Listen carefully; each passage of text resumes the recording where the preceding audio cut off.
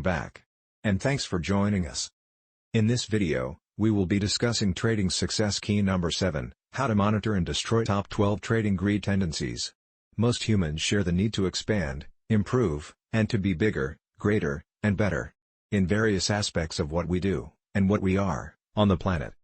These desires by themselves are fine, as long as they don't cause us to lose focus on other things of greater priority, that may threaten existing accomplishments or future dreams. This is where greed walks through the door. Greed is one of the biggest enemies of the trader. It's very easy to be driven by greed, without even noticing. We must avoid the instant gratification trick, of growing by multiplication. As it's typical for greed to creep into our activities, behind the back door while we aren't noticing. We need to constantly ask ourselves the hard questions, and constantly review the status of our greed control mechanism, our greed meter. Why do we need to eliminate, destroy, and get rid of greed? You may ask.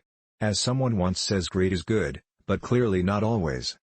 Greed contaminates our healthy desire for growth and improvements, which only serves to defeat our efforts. Unfortunately, for the trader, this means the destruction of their trading account, and more of their investment of capital wasted. Many dreams are damaged permanently. The only time greed seems to be good, is when you are the beneficiary of the blown trading account. So we must destroy greed in all its forms, and disguise, or it will continue to destroy more than 70% of all retail traders everywhere. If we are going to destroy greed, we must analyze the underlying causes, the timing of the greed-related activities, as well as motivating factors driving it. We will now outline many of the top 12 trading greed tendencies, and how to get rid of them. Greed tendency number 1, refusing to close a trade, after the target has been reached. A trader will sometimes refuse to take the successful pips targeted and gain while being consumed by their desire for even more. Especially when it appears to have been so easily earned. Encouraged by their apparent success, the trader now starts to think that if they stay in the trade a bit longer, they may even gain more. As luck would have it, the market may now start moving against the original pips gained. So instead of taking the max amount anticipated, the trader may now end up with even less. So greed, the desire to gain even more than originally thought, is clearly motivating the trader's decision.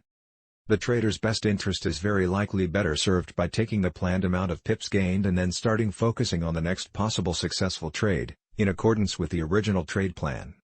The lesson here is, plan your trade, and trade your plan.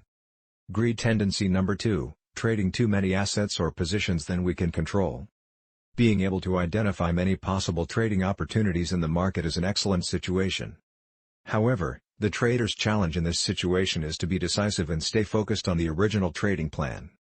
Being distracted by the temptation of having many opportunities, however, need not become the trader's downfall if they remember that each opportunity must be appropriately backed by the required capital. The trader must contemplate the reality that trying to bite off more than they can chew is unlikely to end very well on every occasion, if at all.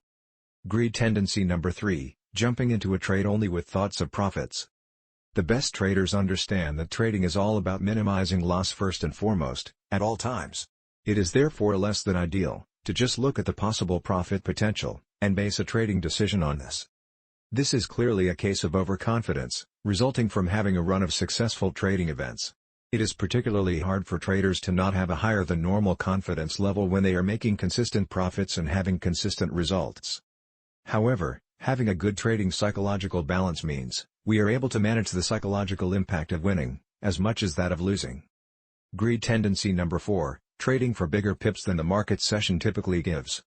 Sometimes the trader's desire for maximum profit leads them to set an optimistic profit target, which is unlikely to be fulfilled based on the average true range of the asset under consideration.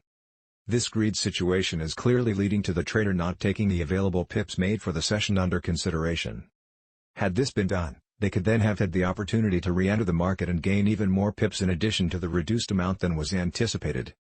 A clear awareness of the ATR for the asset would have helped the trader to make a more effective decision, rather than hoping for an unrealistic target. Greed tendency number 5, jumping into a trade way too early.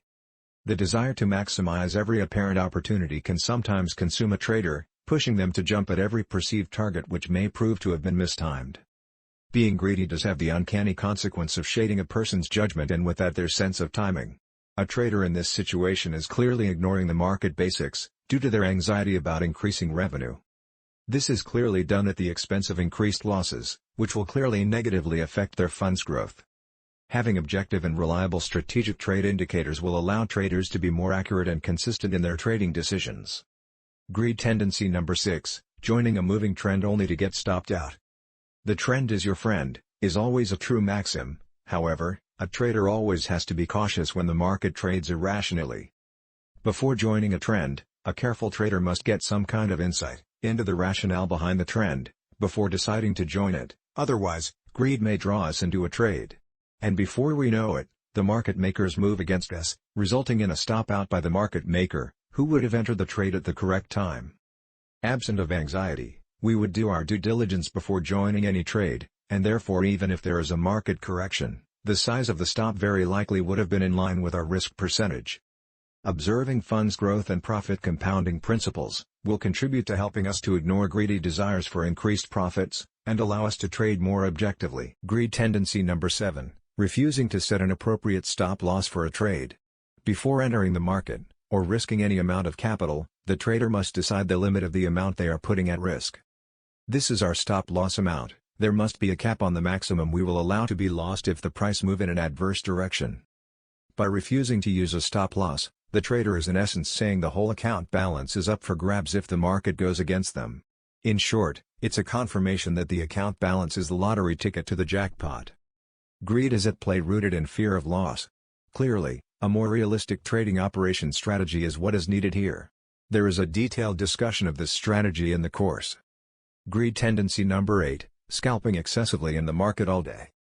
Scalping excessively all day, in all market sessions, is an expression of fear of loss, or wanting to make significant gain without losing much, in short, greed at play. The more frequent our trading activities, the greater the risk of a bigger loss occurring. This is just a statistical reality. If the trader wants to avoid this possibility, they should take a detailed look at their goal strategic option or their operational options, which will help them to really take a more realistic low loss and high gain approach, which is very likely more efficient than their scalping strategy. Greed tendency number 9, failing to take an early loss, after realizing an entry error. The best loss is our lowest loss, so when we realize early that we made an error, for example, if we traded one asset believing it to be another, it's best just to close that trade immediately if possible. If the trader is indecisive in taking the error-related loss, it's very likely that they are hoping that the position will be profitable. It's still unnecessary to keep a trade open while wishing it will be profitable. This is a clear expression of greed. Good risk management skills will help a trader to be realistic and decisive in this situation. Greed tendency number 10, trading assets we know little about. This is clearly wishful thinking and gambling on the part of this trader. Trading is really a game of risk for reward, risking a small amount for an equal or greater amount. This is the difference between gambling and trading. Trading is about taking calculated risks for calculated rewards, done in a planned and disciplined way. Gambling, on the other hand, is about risking a certain amount while hoping to get lucky and collect the jackpot. Greed tendency number 11, trade first then analyze after. Fear of missing out typically motivates a trader to rush the trade. In short, the trader is saying that they rather risk being wrong on the trade rather than missing out. This is another form of greed.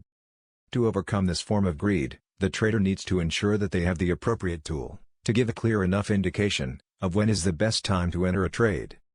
Another option would be to use an expert advisor. Greed tendency number 12, growing account balance by multiplication. When tempted to increase your lot size, in an effort to speed up the achievement of our goal, we must avoid the instant gratification trick of growing by multiplication, rather than compounding with time. Greed is defeated in this situation by remembering that growth requires time and that our goal is that of compounding with time. Changing the lot size randomly is really changing the risk percentage, without careful consideration of the implications of doing this for our stop-loss requirement. Our risk percentage should only be changed when our equity suggests that our balance can absorb and sustain a certain adverse movement in the account's operating capital. If we are not alert to see greed coming, we will only see the effects of greed, meaning we will be picking up the pieces of a crashed account. Even at this stage, only some are willing and able to identify the dangers of trading greed habits for what it is. Implementing a greed meter system, where greed is either identified immediately and eliminated, or identified retrospectively. There must be corrections of actions and causes of all greed-related habits affecting our trading activities. This requires honesty and a passion for getting stuff done. And a passion for achieving the constant growth and improvement we so desperately desire on the planet. Thanks for joining us on this greed monitoring and elimination video. Please see our other videos, and join us on the march toward growth, improvements, and success. Best wishes for the rest of this course. Please see our other courses as well. This is a production of Don Mel Academy.